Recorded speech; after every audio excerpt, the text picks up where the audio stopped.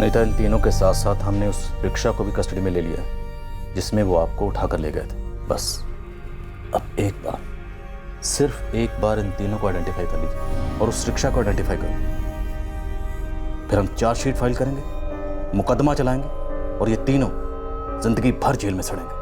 लेकिन अब भी अगर आप आगे नहीं हैं और मुंह नहीं खोला तो हमें मजबूरन इन्हें छोड़ना पड़ेगा। प्लीज अपना बयान दें, अपने लिए, कानून के लिए, समाज के लिए प्लीज अपना स्टेटमेंट दे दो, प्लीज।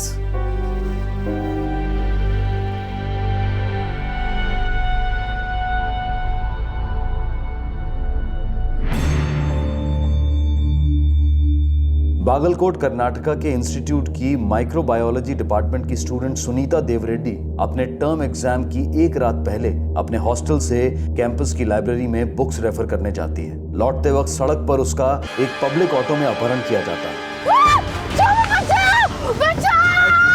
उसकी चीखें सुनकर कैंपस के 2 सिक्योरिटी गार्ड्स ऑटो के पीछे भागते हैं। उन्हें सुनीता का स्टोल और उसका पर्स भी मिलता है। पर्स में कॉलेज का आई कार्ड होता है जिसकी मदद से पुलिस सुनीता और उस ऑटो रिक्शा को ढूंढना शुरू करती है। पुलिस सुनीता की हॉस्टल रूममेट आयशा और लाइब्रेरियन प्रमिला से बात करती है। तब अचानक से सुनीता हॉस्टल लौट आती है। वो काफी बुरी हालत में होती है पर पुलिस को कुछ नहीं बताती। दूसरी सुबह सुनीता के माता पिता बेलगाम से आते हैं और सुनीता का मेडिकल एग्जामिनेशन होता है। लड़की के साथ असॉल्ट हुआ है। एक ड्राइवर और उसके 2 साथीदारों ने उसका बारी बारी किया था।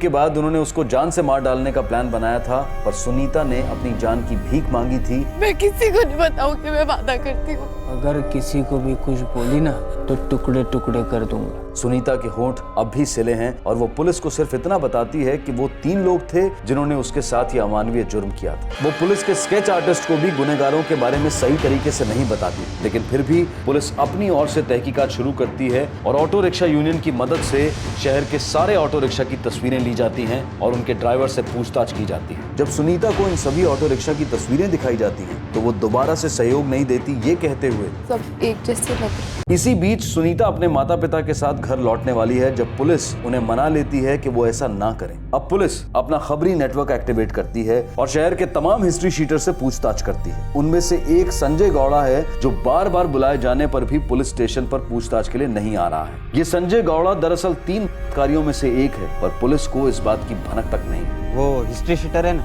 संजय गौड़ा, उसके 2 दोस्त थे, एक जीतू धारवाड़कर और दूसरा ललित पटके। वो संजय ने जीतू से कुछ बात की थी, बोला था कि उसने कुछ बड़ा कांड किया। इस जीतू दड़वड़कर और ललित पटकी दोनों को उठाओ।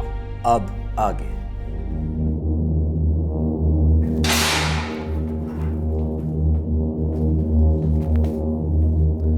तो तुम लोग बता रहे थे कि तुम्हारे दोस्त संजय गौड़ा को बुरा लग रहा था। क्यों बुरा लग रहा था उसे? सब उसने जो किया वो उस बात का उसे बहुत बुरा लग रहा था। सब वो बहुत पछता भी रहा था। क्या किया था उसने? क्यों पछता रहा था वो? क्योंकि उसने एक लड़की को ऑटो में उठाया और 2 लोगों के साथ मिलकर किया। हाँ साहब। ए संजय, क्या है बे? इतना टेंशन में क्यों है तू? वो पुलिस स्टेशन से फोन आया था, बुला रहे हैं। मैं जा नहीं रहा हूँ। अबे तुझे क्यों बुला रहा है बे? तू जा क्यों नहीं रहा है? वो जिन जिन का पुलिस रिकॉर्ड है उन सबको बुला रहे हैं। हाँ पता है यार, वो इंस्टीट्यूट वाला कांड हुआ है ना यार, बहुत गलत हुआ है यार। वो बेचारी लड़की यार अपना मुंह भी नहीं खोल रही है यार। ए संजय, तुझे इसके बारे में कुछ पता है क्या? इसलिए नहीं तू जा रहा पुलिस स्टेशन? ए बोलना यार संजय, तुझे मालूम है क्या ये साला रेप किया किसने यार? अब मतलब अपने पहचान में से कोई है क्या? उस रेप केस में 3 लोग थे और उन 3 में से एक मैं तो साला। 2 दिन पहले संजय गौड़ा ने तुम लोगों को बताया कि वो सुनीता के में शामिल था, लेकिन तुम लोग सुनकर चुपचाप बैठे हो। साहब वो हमें पता नहीं था कि वो सच बोल रहा है कि झूठ बोल रहा है। साहब वो इतना पिया हुआ था, हमें लगा ऐसे ही कुछ बड़बड़ा रहा है। इतना बड़ा कांड करके कोई बड़बड़ाता है क्या? अगर वो पिए हुए था तुम लोगों ने जाने की कोशिश की कि वो सच बोल रहा है झूठ बोल रहा? अभी बोलो ना साहब, मारना मत। जो जानते हो सब सच बोलो वरना तोड़ के रख दूंगा। उस दिन उसके साथ 2 लोग और कौन थे? संजय, तेरे अलावा उस रेप केस में और 2 जन कौन थे? विकास दोमनी और गोविंद हेगड़े। साहब हम सच कह रहे हैं, हमें नहीं मालूम था कि संजय सच बोल रहा है या हमें गोली दे रहा है साहब। अबे तुम लोग मिले कहाँ पे? बार उस रात इतना मजबूत पिया ना, मतलब होश ही नहीं था।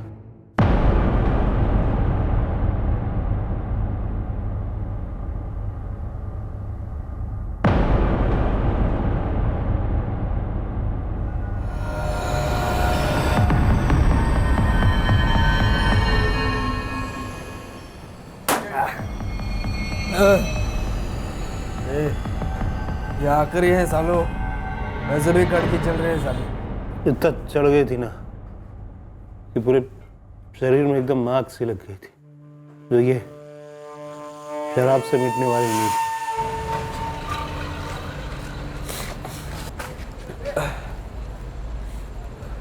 अरे बाप रे यार, 2-2 दिख रहा है। गाड़ी चला लेगा ना? मैं गाड़ी क्या, मैं घोड़ी भी चला लूँगा। वैसे बुरा नहीं, और इस टाइम में अगर कोई लड़की मिल जाए ना तो नशे का मजा एकदम डबल। मेरे पास तो रोकड़ा है नहीं, वरना ने विकास के नाम पे उधार दिया। हीरा भाई की लड़कियां उसके नाम पे हीरा भाई उधार नहीं देंगी। बस सालों, तुम लोग की ना ये लड़की की बात छेड़नी नहीं। अब तो कर्म लग गई। तेरा इरादा क्या है बे?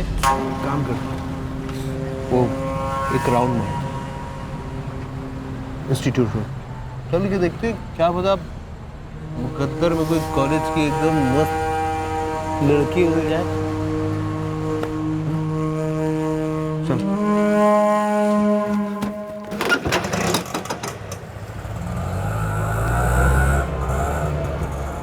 क्या कर दिया हमने,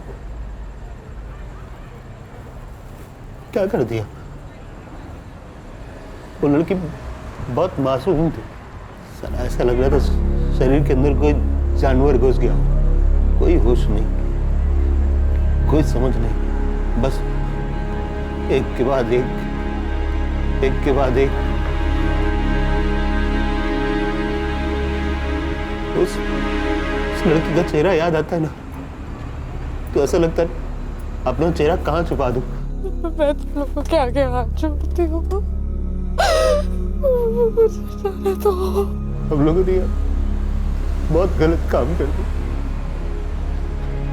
एक लड़की की जिंदगी बर्बाद कर दी। संजय गौड़ा ने तुम लोगों को इतना सब कुछ बताया, तुम लोगों को लगा कि वो सिर्फ नशे में बड़बड़ा रहा है। संजय गौड़ा कहाँ है? वो मैंगलोर में नहीं है, इतना हम जानते हैं। उसके फ़ोन की लोकेशन से हमें इतना तो पता है कि वो मैसूर में है। मैसूर में कहाँ है वो? बच्चों की कसम मुझे कुछ नहीं मालूम साहब। साहब उसका कल रात को फ़ोन आया था, मैंने उसे बोला था कि पुलिस के सामने पेश हो जाओ। नहीं यार, मैं पुलिस के पास नहीं जाऊंगा, मुझे बहुत डर लग रहा है। गैंग किया है तूने इतना बड़ा जुर्म, कभी किसी को पता चला और कभी पब्लिक के हाथ लग गया तो टुकड़े टुकड़े कर देंगे तेरे। जेल ही तेरे लिए महफूज जगह है संजय, मेरी बात मान ले। उसके बाद उसने फोन बंद ही रखा है, पता नहीं कहाँ है, क्या कर रहा है साहब। साहब मैंने भी उससे फ़ोन कर मनाना चाहा था, लेकिन उसका फ़ोन बंद आ रहा है। और अगर हमारा कुछ गलत करने का इरादा होता या हम उसे बचाना चाहते तो आपके खबरी राजू के सामने हम मुंह क्यों खोलते साहब? सर, संजय गौड़ा का फोन स्विच ऑन हो गया, लोकेशन बागलकोट दिखा रहा है। अपने दोस्त से बात करोगे?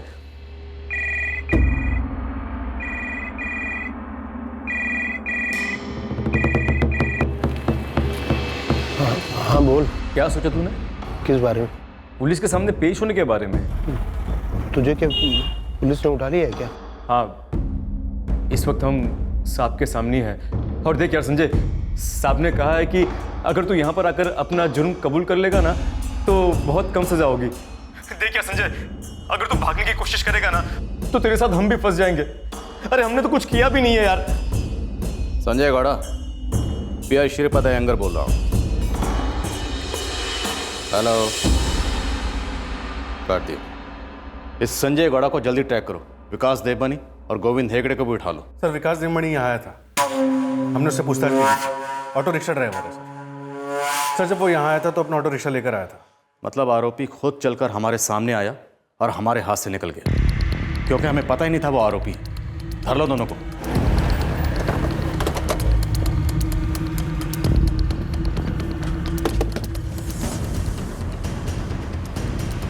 जी विकास देवमणि घर पे। विकास चलो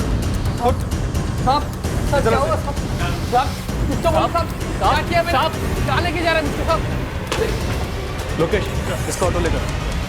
साहब मेरे भाई को क्यों लेकर जा रहे हैं साहब? विकास साहब मेरी बात सुनो ना साहब।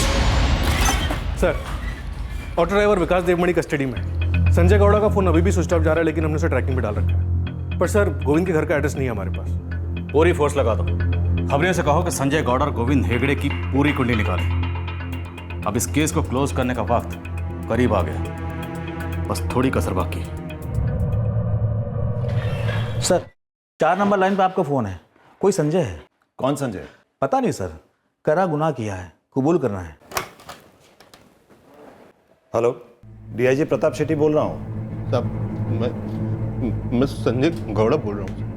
साहब मैंने बहुत गंदा जुर्म किया, लेकिन साहब मैंने जानबूझ कर नहीं किया। साहब मैं बहुत नशे में था। तुम इंस्टीट्यूट में शामिल थे? हाँ साहब, लेकिन मैंने जानबूझ कर नहीं किया है। तुम पहले सरेंडर करो, अपना जुर्म कबूल करो, फिर हम देखेंगे हम क्या कर सकते हैं। सर संजय गौड़ा का फोन स्विच ऑन हो गया। लोकेशन मेहताब नगर बस्ती। जीतू बता रहा था वो वहीं रहता है और उसे उसके घर का एड्रेस भी पता है। गुड। तुम जरा इस विकास देवमणि को क्रैक करो। मैं संजय गौड़ा को घोड़ा बनाकर घसीट के लाता हूँ। संजय, मैंने तुम्हारा कन्फेशन सुन तो लिया, लेकिन तुम्हें पहले सरेंडर करना होगा। तुम्हारे पास और कोई चारा नहीं है। नहीं साहब, मुझे जेल नहीं। तुमने एक लड़की की जिंदगी बर्बाद की है।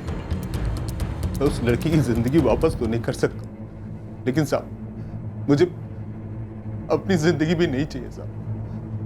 मुझे तो बस पुलिस के सामने कबूल करना था। इसलिए साहब मैंने आपको फोन किया। मैं पुलिस स्टेशन नहीं जाऊंगा साहब। इस दुनिया में रहने के लायक नहीं। मुझे नहीं जीना साहब, नहीं जीना साहब।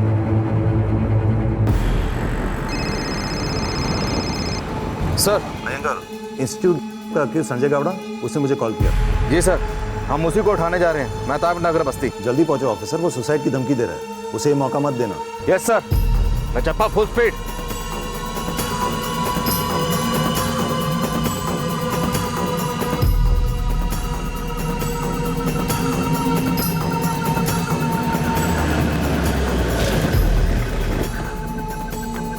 यहाँ पे रहता है।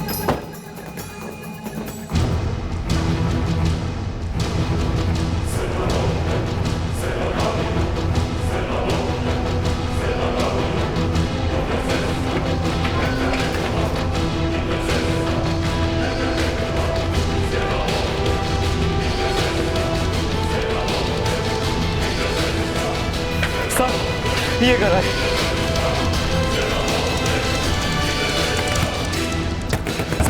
संजय दरवाजा खोलो।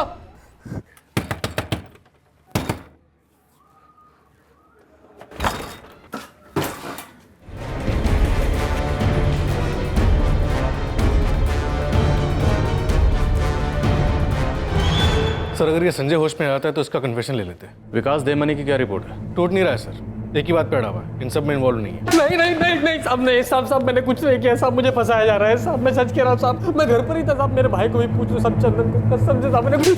उसका ऑटो रिक्शा कस्टडी में ले लिया सर।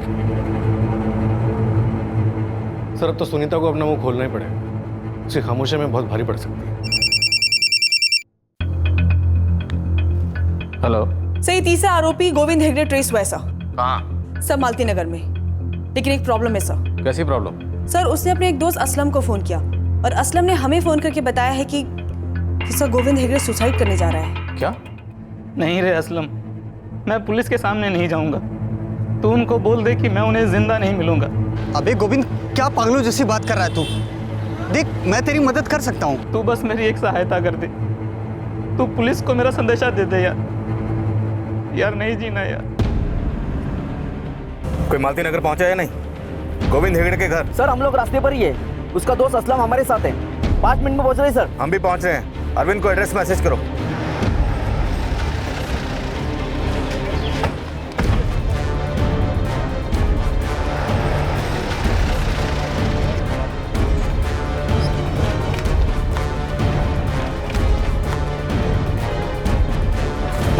सर, हाँ, ये गोविंद का घर। गोविंद, गोविंद दरवाजा खोलो। सर गोविंद दरवाजा नहीं खोल रहा है।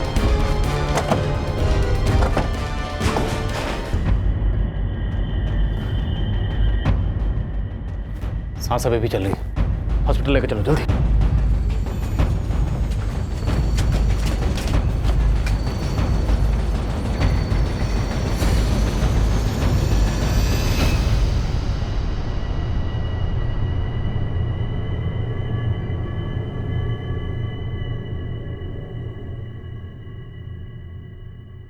सुनीता, ये तीनों इस वक्त हमारी हिरासत में है। वो पहला है संजय गौड़ा और दूसरा गोविंद हेगड़े। इन दोनों ने सुसाइड करने की कोशिश की थी, लेकिन हमने इन्हें बचा लिया क्योंकि हम नहीं चाहते थे कि इन्हें इतनी आसान मौत मिले। हम चाहते हैं इन्हें दर्द हो, तकलीफ हो, जिंदगी भर इस चीज़ का एहसास हो कि इन्होंने जो किया था कितना गलत था, कितना भयानक था। लेकिन इन्हें सज़ा दिलाने के लिए अब आपको बोलना ही होगा। हाँ बेटे, दे दो अपना स्टेटमेंट। बता दो बेटी, सब कुछ बता दो।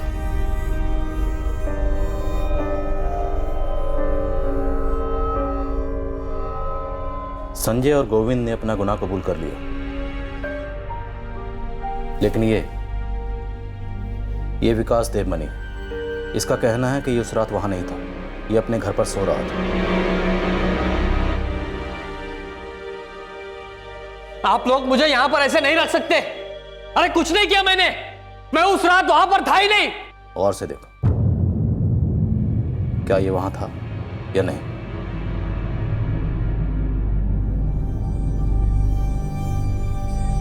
नहीं तो इन तीनों के साथ साथ हमने उस रिक्शा को भी कस्टडी में ले लिया है जिसमें वो आपको उठाकर ले गए थे। बस अब एक बार, सिर्फ एक बार इन तीनों को आइडेंटिफाई कर लीजिए और उस रिक्शा को आइडेंटिफाई करें। फिर हम चार्जशीट फाइल करेंगे, मुकदमा चलाएंगे और ये तीनों जिंदगी भर जेल में सड़ेंगे। लेकिन अब भी अगर आप आगे नहीं हैं और मुंह नहीं खोला तो हमें मजबूरन इन्हें छोड़ना पड़ेगा।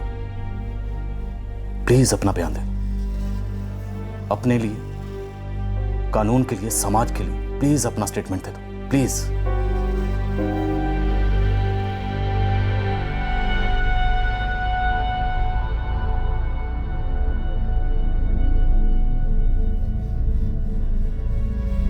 सुनीता बेटे, ये एक मौका है जब तुम अपने गुनहगारों को सजा दिला सकती हो। पप्पा, वो लोग अपनी सजा काट कर मुझे ढूंढ कर मार डालेंगे। नहीं बेटा, ऐसा कुछ भी नहीं होगा। लेकिन अगर तूने अभी हिम्मत नहीं की ना तो वो आज ही छूट जाएंगे। उसके बाद वो कुछ भी कर सकते हैं। चल सुनीता, उठ जा, दे दे अपना स्टेटमेंट। अब उनकी बारी है डरने की, उनकी बारी है कांपने की।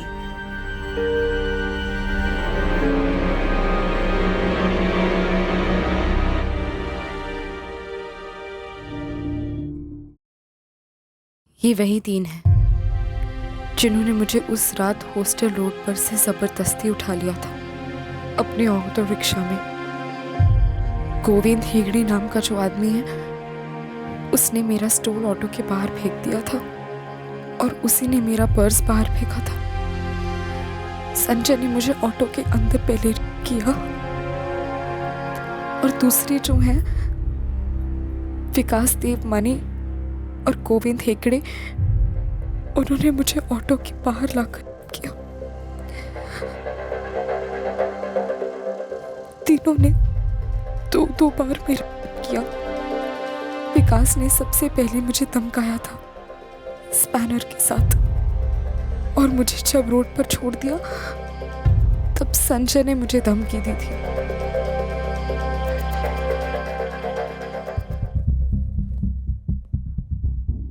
सुनीता के बयान के मुताबिक उसके साथ करने वाला वो तीसरा शख्स विकास देवमनी ही था। लेकिन सर विकास तो अड़के बैठा है कि वो शामिल नहीं था। लेकिन ये तो पक्का है सर, उसके ऑटो रिक्शा का इस्तेमाल हुआ है। सर, सुनीता ने अपने बयान में विकास के ऑटो रिक्शा के अंदर की एक एक डिटेल दी है।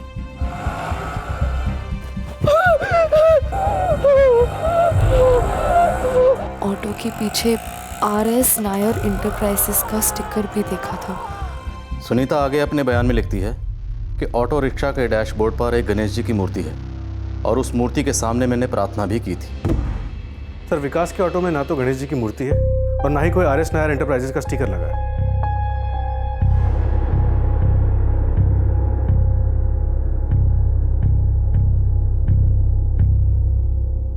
अरविंद, ये मूर्ति और स्टिकर तो आराम से चेंज किए जा सकते हैं। हाँ, लेकिन विकास मान नहीं रहा है सर, और बार बार एक ही बात कह रहा है कि वो उस रात घर पर ही था। हमारे पास सुनीता की स्टेटमेंट है, उसकी मेडिकल रिपोर्ट है, 3 आरोपियों में से 2 के बयान है, संजय और गोविंद के।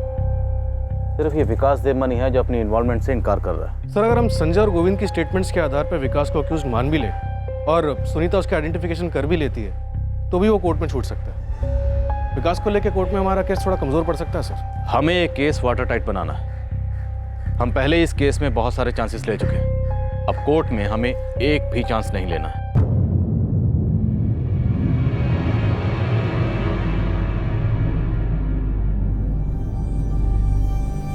आओ सुनीता, चलो।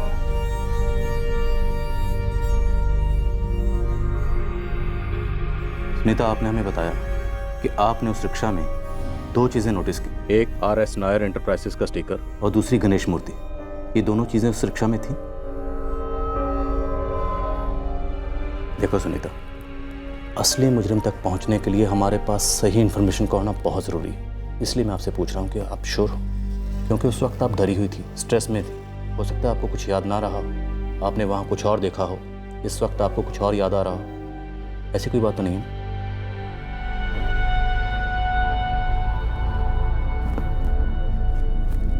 इन दोनों फोटो को ध्यान से देखो।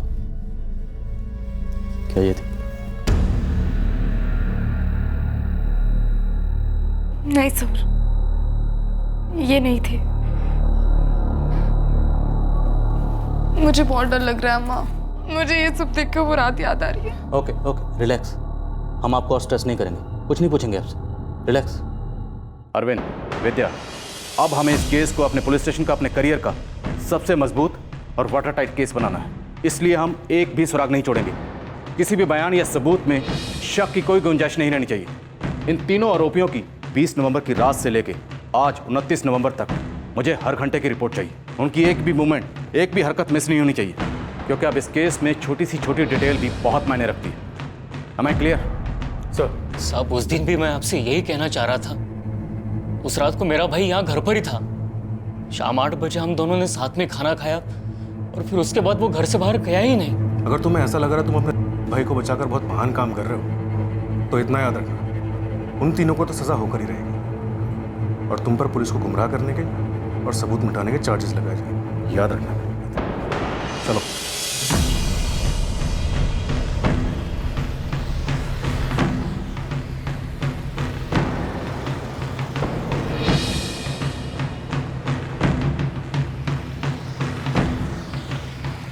साहब, ये चंदन देवमनी शादीशुदा है, उसे 5 साल का एक बच्चा भी है और उसकी बीवी और बच्चा उसके बीवी के मायके में। मायके का एड्रेस निकलवा राजू, चंदन की बीवी से पता कर, इसके देवर की सच्चाई क्या है। वो क्या सर, जो जो ऑटो सर्विस के लिए आता है उस पर स्टिकर लगाते हैं अपना। सभी ऑटो पर? हाँ सर, हर बार चिपकाते नहीं है, कभी अभी ऑटो वाले ले लेते हैं, बाद में लगा देते हैं या नहीं लगाते, इसमें कोई फिक्स नहीं है सर। अच्छा, बता सकते हो 20 और 29 नवंबर के बीच ये ऑटो यहाँ सर्विसिंग के लिए आया था? ऐसा देखकर बताना मुश्किल है सर, मुझे रिकॉर्ड चेक करना पड़ेगा। चेक करके बताओ बच्चों। हाँ साहब, पक्का। संजय ने मुझे बताया था कि वो लोग किसी बार में बैठे थे उन्होंने खूब पी थी साहब, और वहाँ से वो इंस्टीट्यूट रोड भी गए थे। उस रात संजय गौड़ा ने तुम लोगों से जो भी कहा वो सब इसमें लिखो, एक एक शब्द, और उसके बाद साइन करो। कौन सी बार में बैठे थे उस रात? मुरली अन्ना के। चंदन अन्ना, कुछ भी हो जाए आप घुटने मत टेकना। देखो मैं तो कुछ नहीं बोलूंगा, लेकिन वो लोग तेरी भाभी तक पहुंच गए तो? अन्ना कुछ भी करो, लेकिन मुझे यहाँ से निकालो। मेरे को जितना करना था किया विकास। ऐसा मत बोलो अन्ना, ऐसा मत बोलो। वो संजय और गोविंद डरपोक निकले। हो गई गलती, लेकिन एक गलती के लिए जिंदगी भर अंदर सड़ना पड़ेगा क्या? हाँ मैडम, पिछले एक हफ्ते में मैंने ऐसी मूर्ति एक ही बेची थी। आपको कैसे याद है कि एक ही मूर्ति बिकी? ये देखिए मैडम, ये इसलिए मुझे याद है, पिछले हफ्ते मैंने ऐसे एक ही पीस बेची थी। फिर तो आपको कस्टमर भी याद होंगे। इसने खरीदी थी? कोई औरत थी। चंदन देवमणि की पत्नी, विकास की भाभी। ये औरत विकास की सबसे करीबी। उठा लाओ इसे। हाँ सर, राजू खबरी विकास की भाभी के मायके का नंबर निकलवा रहा है, मिल जाएगा सर। साहब मैं इन तीनों को अच्छे से पहचानता हूँ, मैंने पढ़ा भी इन तीनों ने क्या किया। तुम्हें गवाही देनी होगी। 20 नवंबर की रात को ये तीनों यहाँ पे बैठ के दारू पी रहे थे। पक्का दूंगा साहब, इन तीनों ने काम इतना गंदा किया है। और एक बात है साहब। क्या? ये विकास है ना, ऑटो ड्राइवर, ये यहाँ पे एकदम रेगुलर है, हफ्ते में 2-3 बार पक्का बैठता है। पिछली बार जब उसके पास पैसे नहीं थे तो मैंने उसे उधारी दी। अरे अन्ना, आज थोड़ा रोकड़ा कम है, बाद में देते। हाँ बाद में देते। ठीक है, ला इधर, लेकिन अगली बार पक्का देना। हाँ पक्का अन्ना, पक्का देगा। थैंक यू अन्ना। उसके बाद वो वापस आया नहीं। ये उस दिन का बिल है मेरे पास। जैसे पक्षी एक एक तिनका, एक एक पत्ता इकट्ठा करते हुए अपना घोंसला बनाते हैं, वैसे ही पुलिस भी छोटे से छोटे सुराग और सबूत को इकट्ठा करते हुए अपने केस का ऐसा घोंसला तैयार कर रही थी जो किले जितना मजबूत हो। जब ये केस शुरू हुआ था तब पुलिस के हाथ में कुछ भी नहीं था, पीड़ित की शिकायत तक नहीं थी, और अब यह केस कोर्ट में पेश होने लायक तैयार होता जा रहा था। एक मजबूत वाटर टाइट केस। अरविंद, विद्या, लोकेश, कांग्रेचुलेशंस। हमने इस केस के ताबूत की हर कील एकदम सही ठोक दी। बस सिर्फ दफनाना बाकी।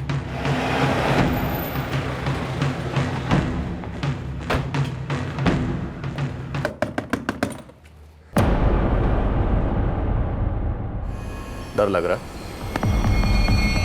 डरना भी चाहिए, क्योंकि तुम्हारी जिंदगी अब खतरे में है। क्या बोल रहे हैं साहब? वही जो तुम्हारी पत्नी भागीरथी ने हमें बोला।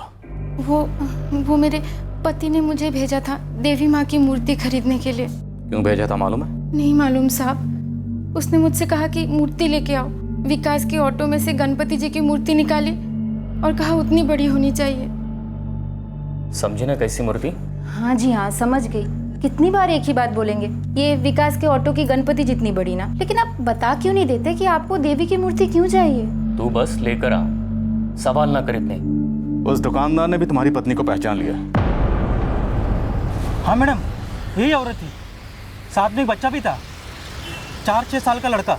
अब अगर इस सब में तुम्हारी पत्नी भी शामिल हुई तो तुम पति पत्नी दोनों जेल में सड़ोगे, और तुम्हारे किए की सजा भुगतेगा तुम्हारा मासूम बच्चा। बोलो सच क्या है? तुम अकेले थे या तुम्हारी पत्नी भी इसमें शामिल थी?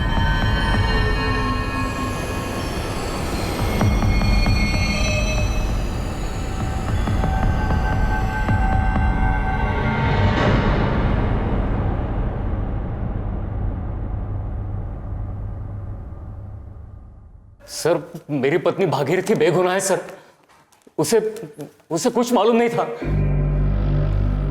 पर हमें सब मालूम है। हमें मालूम है कि कौन गुनहगार है कौन नहीं। हमें यह भी पता है कि तुम अपने भाई के जुर्म में कैसे शामिल हो, कैसे तुमने अपने भाई के जुर्म पर पर्दा डाला। हम जानते हैं विकास ने तुम्हें सब कुछ बताया था या नहीं? हाँ बताया था। कब? उस रात जिस रात वो कांड करके आया था? जी नहीं, आप लोगों ने हर ऑटो वाले को यहाँ थाने बुलाया था, तब विकास डर के मारे थर थर कांप रहा था। उसने सीधे उसके दोस्त संजय को फोन लगाया। अबे संजय, लड़की ने मुंह नहीं खोला तो क्या हुआ? पुलिस ने शहर के सारे ऑटो वालों को बुलवाया है। तू समझ रहा है कुछ? यार विकास, अब हमें कैसे मालूम कि उस लड़की ने हम लोग के बारे में बताया है या नहीं? और अगर बताया होगा ना तो हम तीनों के बारे में बताया होगा, और तेरे ऑटो का पूरा हुलिया भी बताया होगा। मर गए यार, मर गए। अब क्या करें? बहुत बड़ी गलती हो गई यार, पछतावा हो रहा है। पछतावे की छोड़, अब क्या करना है ये बता। मैं अपने परशुराम अन्ना से बात करता हूँ। तुम तीनों ने ये सोच भी कैसे लिया कि तुम बच के निकल जाओगे? अन्ना, हमने उस लड़की को धमकी दी थी कि अगर उसने अपना मुंह खोला तो हम उसे मार डालेंगे, लेकिन उसने बोल दिया अन्ना, कुछ करो ना अन्ना, बचा लो ना। आइंदा से ऐसी गलती कभी नहीं होगी, और पहले भी कभी ऐसा हुआ नहीं है अन्ना। अगर पुलिस ने विकास के उस ऑटो की तलाशी ले ली तो तुम तीनों अंदर गए समझो। तो अन्ना अब क्या कर सकते हैं अन्ना? अपना ये आंसू बचा के रख, आगे काम आएगा। उस गोविंद को फोन करो, चल।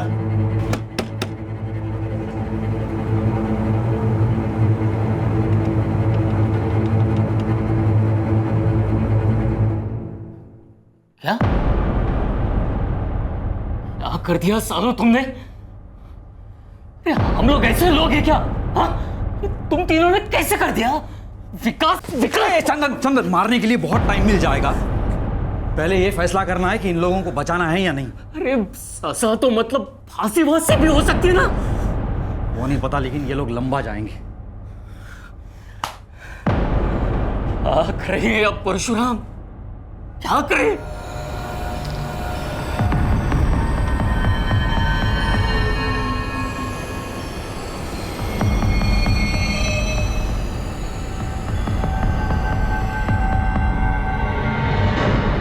पहले तो ऑटो को अच्छे से साफ करना होगा, धो डालो अंदर बाहर से, हैं? और पहले ये एक स्टिकर और ये एक मूर्ति दोनों बदल डालो, समझे? लड़की ने दोनों जरूर देखे होंगे और पुलिस को जाके बता दिया होगा। पूरा नक्शा बदल डालो, लगना ही नहीं चाहिए वो गाड़ी। सर्विसिंग वगैरह सब करना, पैसे लगेंगे, और ये स्टिकर और मूर्ति के भी। मैं एक प्रिंटर को जानता हूँ, उसका ऑटो स्पेयर पार्ट का दुकान है और उनके पास गराज स्टिकर बनाने का काम भी आता है।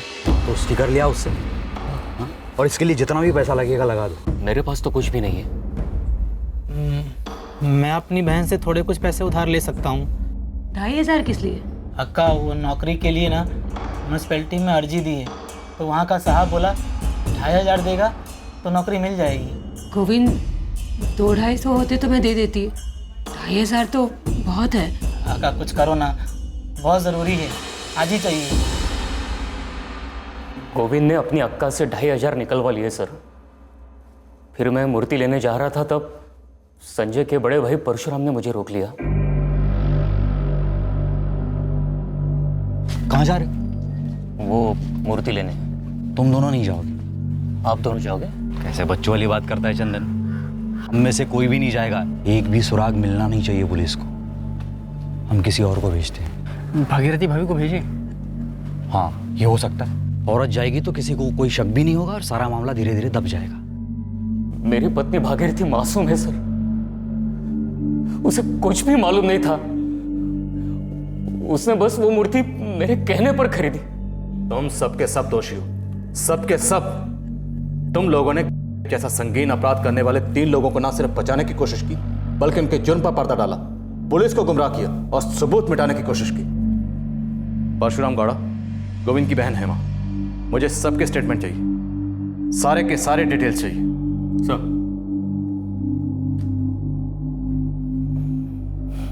कहा था मैंने चंदन, मुजरिम को बचाना भी बहुत बड़ा जुर्म होता है। तुम तो गए।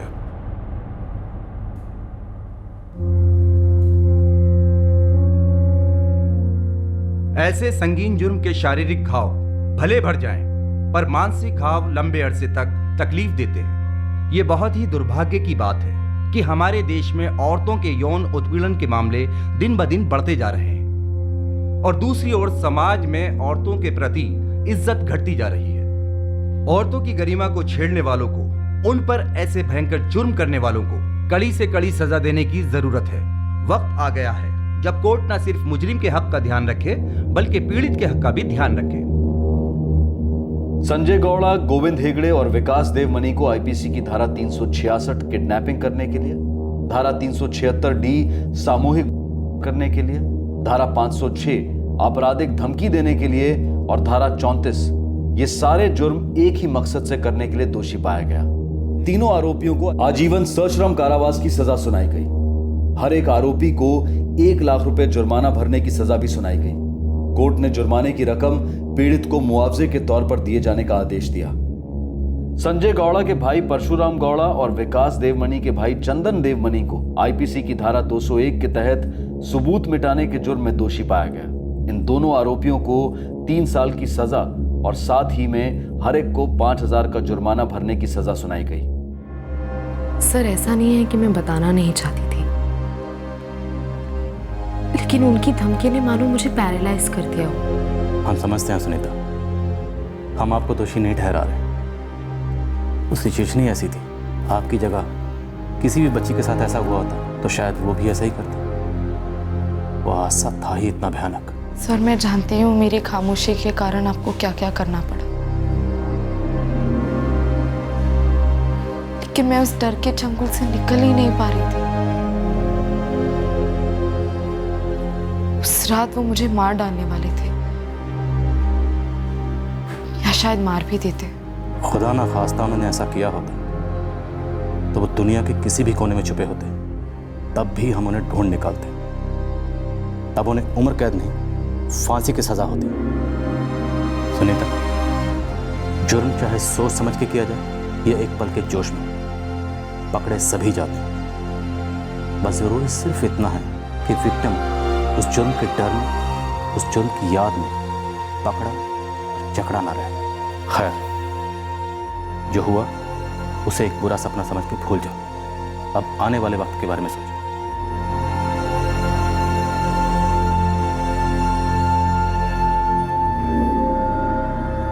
सुनीता देव रेड्डी के लिए इंस्टीट्यूशन ने दोबारा एग्जाम्स ऑर्गेनाइज किए।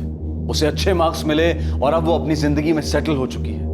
और इस केस के सारे मुजरिम इस वक्त जेल में अपने किए की सजा काट रहे हैं। इस केस में एक और विषय उठा था, जब मुजरिमों ने पश्चाताप होने का दावा किया और जैसे अमानवीय जुर्म को शराब के नशे के जिम्मे डाल दिया। हमने पहले भी ये बात रखी है और दोबारा रख रहे हैं कि नशा इंसान के रिफ्लेक्सेस बदल सकता है, उसके मूल चरित्र को नहीं। के लिए को जिम्मेदार ठहराना वही वाली बात हो जाती है जहां एटम बॉम्ब के लिए विज्ञान को जिम्मेदार ठहराया जाए। इसी विचार के साथ हम आपसे विदा लेते हैं। तब तक सतर्क रहें, सुरक्षित रहें और देखते रहें क्राइम पेट्रोल सतर्क। सबक एक को, सीख हम सबको। जय हिंद।